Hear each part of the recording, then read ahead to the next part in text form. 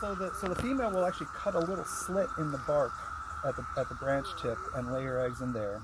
And then when the eggs hatch, they will feed on it for a little while. That's why that particular branch tip will die.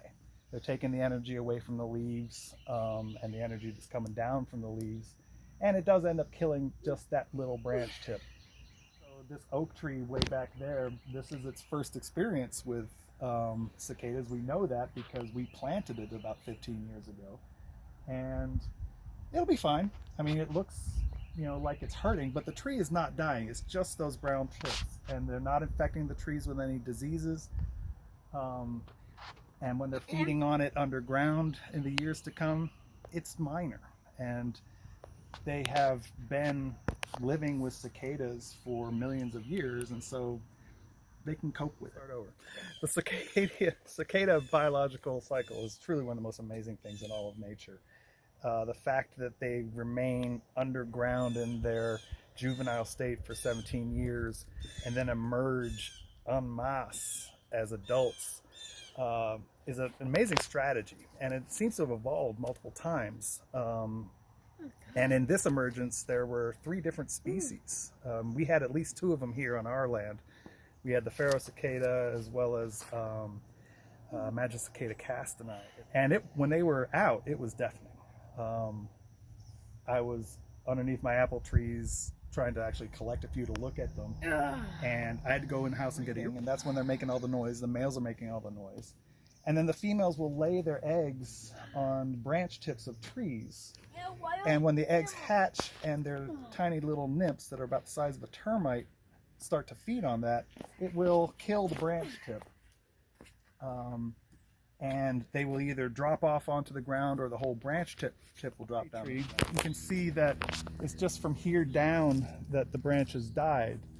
And so what I'm going to do is come up here, and you can see the incisions that the cicada made and even a little bit of sap coming out there. And so everything from here out has died. Everything from there back is okay. Actually, there are a lot of slits. What I'm going to do is I'm just going to take this branch off.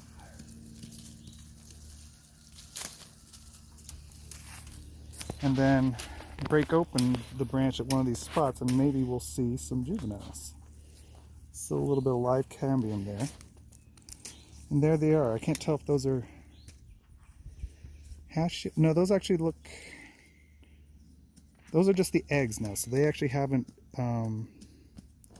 emerged as juveniles yet. Right there in front of my fingertip. So they go back under the ground and they start feeding on the roots, actually in the early stages probably of the grasses, and then they'll move down deeper and start to feed on the tree roots. And they'll spend the next 17 years underground, growing, molting every few years until, again, all at once, they'll come out of the ground. One of the advantages of doing it all at once, of course, is that there's just too many for everything to eat, and this was a absolute bonanza for the wildlife.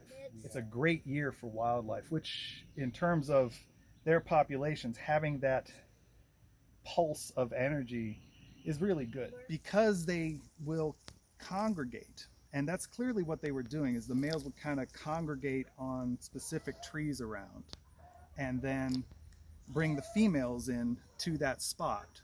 And so that action in itself will promote patchiness.